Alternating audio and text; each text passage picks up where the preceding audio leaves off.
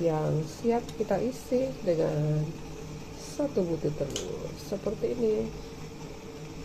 Kita isikan nih.